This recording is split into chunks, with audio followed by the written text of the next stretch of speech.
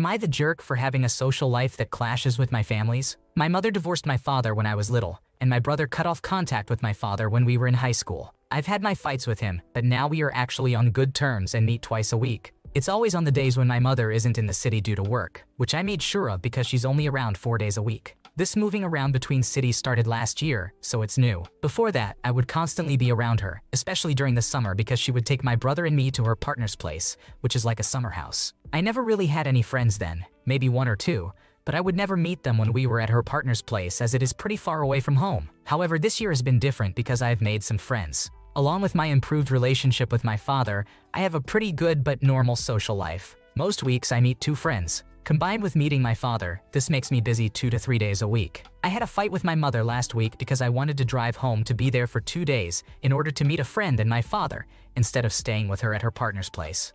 She got mad and threatened that she would stop paying the bills and that I might as well move to my father's place. I postponed the hangout with my friend and stayed, yet drove to meet my father twice, like I've done for the entire year, and drove back to my mother and her partner afterward. I spent the rest of the week with my mother, her partner, and my brother. Thoughts about getting a better paying and consistent job than what I have now crossed my mind, because maybe an ugly fight like this wouldn't happen then. My mother fought with me again today because I didn't want to go to a family dinner with her partner's parents, which I've only missed like 3 times over the last 5 years due to sickness. She told me about the dinner yesterday, and I had made it clear that I had work and a planned hangout with a friend in our home city the same day. She then told me the same thing as in the last fight, but it was worse. She said I would have crawled to my father if it was dinner with him instead of with them. I asked her if the situation would be different if I paid half the bills. I'm a student, so I can't work full time. And she said it wasn't about money but about integrity. She looked at me for a moment like she was thinking hard and then also said that the situation between us is like when she slowly cuts off people from her life. I obviously hurt her enough that she would say something like that, but I don't find it fair.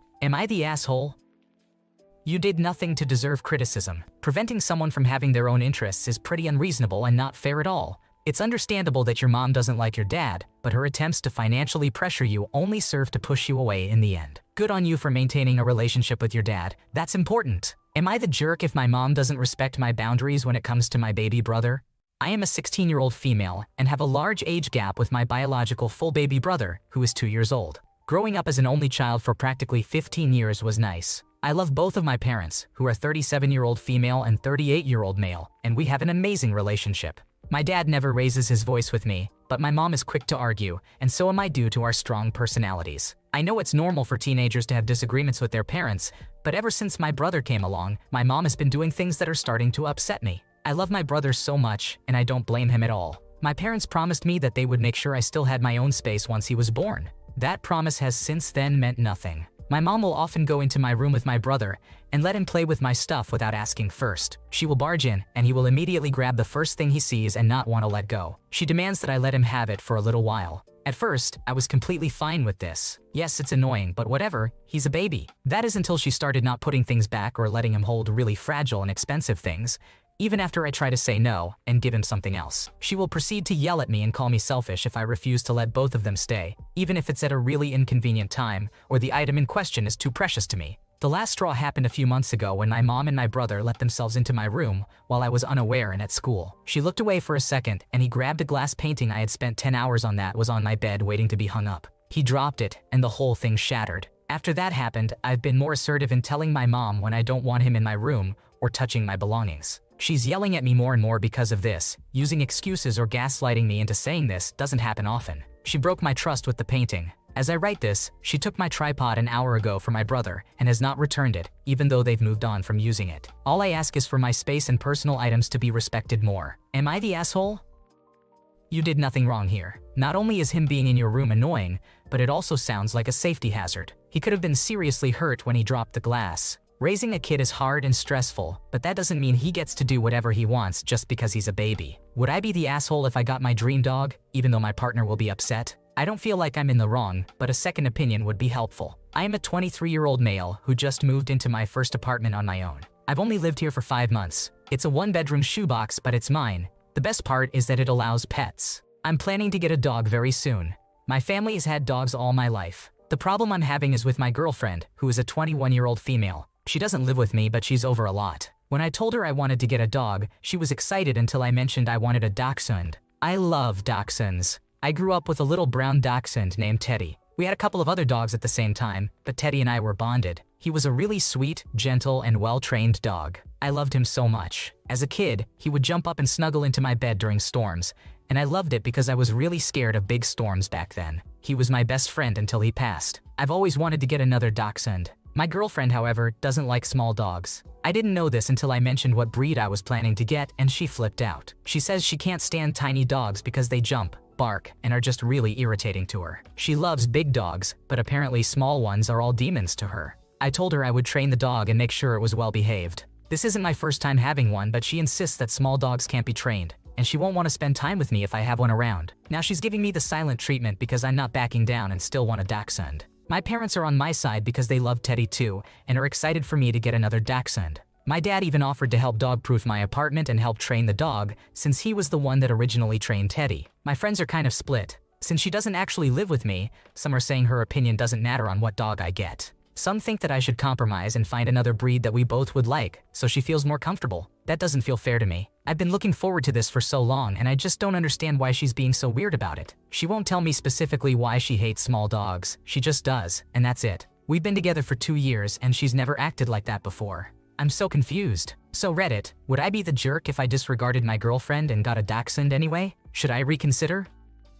You haven't done anything wrong. You're 23, living on your own for the first time, and unmarried. This is the perfect time to make your own choices. She's showing her true colors and they look very controlling, so you should get whatever dog you want. It's something you've wanted for a long time, and having a pet can really make life better. Keep the dog, lose the girl. Am I the jerk for telling my boyfriend to exclude his sister's boyfriend? I've always gotten along with my boyfriend's family, especially his sister, Amanda, who is 21 years old. Well, at least this was the case until a couple of months ago. After months of getting the cold shoulder, being ignored, and excluded from conversations between her and her other sisters-in-law, I finally asked what her problem was. For a bit of context, my boyfriend is graduating in late October, and there will be a graduation dinner. A table at this dinner costs $420 and seats 10 people. He, his parents, 2 brothers, his brother's fiancé, his brother's girlfriend, Amanda, and myself make it 9 people. When my in-laws asked my boyfriend who he wanted at the dinner, he said he wanted everybody there except Amanda's boyfriend. Instead, he wanted his best friend to have the 10th seat. It was my idea for my boyfriend to invite his best friend. They're like brothers, and his best friend invited him to his graduation dinner a year ago, so it seemed fair. Also, Amanda has already expressed that she didn't really take her relationship seriously. She was having an affair with a man 10 years older who was also in a relationship. So her boyfriend at the time really didn't matter that much to her. She said this herself. A day after this, his mom called us and told us that Amanda's boyfriend should go to the dinner. She said that my boyfriend was being disrespectful towards Amanda and her boyfriend. She said that he would hate for me to be excluded, so we should invite Amanda's boyfriend to the dinner. My boyfriend said it wasn't personal against either of them, but that it was his graduation dinner, and that he wanted those closest to him. A solution was given right away. We would just pay for a second table. That way we could invite Amanda's boyfriend, his best friend's parents, and some other family members. Since Amanda's boyfriend was going after all, we supposed the issue was over. I guess it wasn't. Amanda said that she was mad at me because she knew that it was my idea to exclude her boyfriend, not her brother's. I apologized and told her it wasn't my intention to exclude him. I explained that his best friend really deserved to go to the dinner since he's a part of the family. Not only does my boyfriend see him as a brother, but his other siblings do as well. I also thought the problem was resolved when the second table was added. She tried to just drop the subject by saying it didn't matter anymore. Clearly it still does since she still treats me poorly. Also, she and her boyfriend aren't even together anymore, so I don't really understand what the issue is. So, am I the asshole? Of course, your BF gets to decide who joins him for such a big, formal milestone event.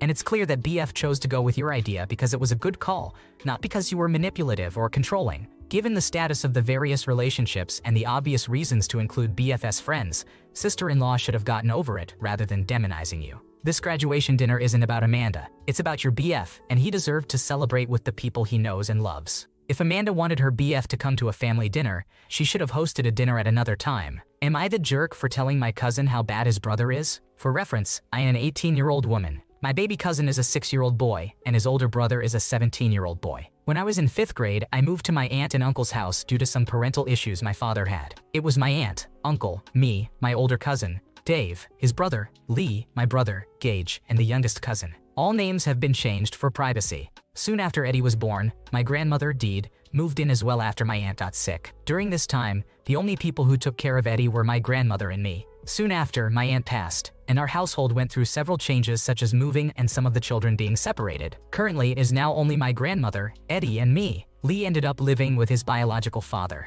My uncle went to jail for his relapse. So then it was Dave, Gage, Eddie, Deed, and me. The reason the other two boys left was because Dave ended up becoming a super unruly child and got arrested for juvenile offenses. Dave convinced my brother to follow in his path. Dave is now in foster care after many intolerable things he had done to my family. Gage, my brother, is just in a type of facility to help learn and improve himself, as he is not as much of a threat as Dave was. Anyways, as I said, there are only 3 of us now.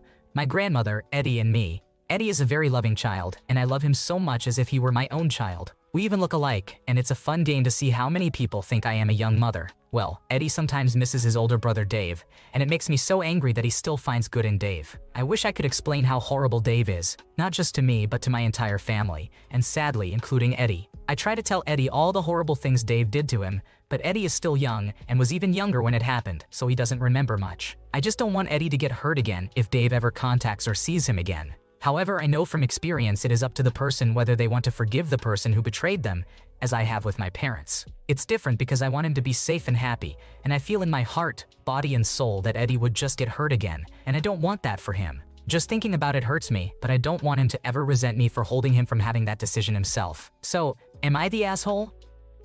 I don't think you should be telling him all the bad stuff his brother has done, because it's not your place. You are the jerk here, OP, because it's not your place to be telling someone negative things that have happened to them that they don't even remember. If he does reach out and wants to see Eddie, that's another story. Then you can step in and protect him. Am I the jerk for not sharing Crumbl cookies with our neighbors' kids? I live in the same house I grew up in, which I bought from my parents. We live in an old coal camp, so the houses are practically on top of each other. The area is very poor, and most of my neighbors receive EBT benefits and live on minimum wage. My husband and I are not wealthy, but we do fairly well and make a bit more than our neighbors. On occasion, usually a Friday after work, I get my children a treat. My neighbors have 3 children that are similar in age to my children, and we frequently feed their children dinner or provide snacks as we know they do not have a lot. Their father has a drinking problem and drinks up to a case of beer a day. They both smoke up to a pack a day. They also waste a lot of money on random things like an extra TV that they let their children break in 2 days and broken play sets they buy and pile up in the yard, claiming they will fix them for the children. They have every opportunity to buy extra things for their children but do not. A couple of weeks ago, I stopped at Crumbl and bought a 6-pack of cookies. When I got home, I carried them in and put them in the kitchen, not thinking much of it. A few minutes later, my neighbor's children ran through the house with mine and snatched up all the cookies. My oldest was very upset because he did not even get the first cookie. This week, I once again stopped and bought a box of cookies. When my neighbor's children saw them, they started to reach for them. I told them no, and that it was time to go home for the evening so my children could start winding down for the night. A few minutes later, my door opened, and the middle child of my neighbors walked in and said, "My dad said I can have one of those cookies." I sternly told her no, those were for my children, and that she needed to go home. My neighbor was very upset, saying I had upset his children. I responded by saying that his children should not expect to receive everything my children do just because I let them in the house. So, am I the a-hole here? What an entitled idiot your neighbor is, teaching his kids to be entitled brats by the sound of it. You must set boundaries here, or your loser neighbors are going to take advantage of you for years. Treating someone else's kids should be an occasional treat for them. It sounds like you have done it so often that the whole family expects it. They don't need the cookies, and you don't need to be feeding them either. Thanks for watching. When you subscribe, make sure to hit the bell to turn on notifications so you never miss a video. To finish listening to all the stories, check out the playlist in the description.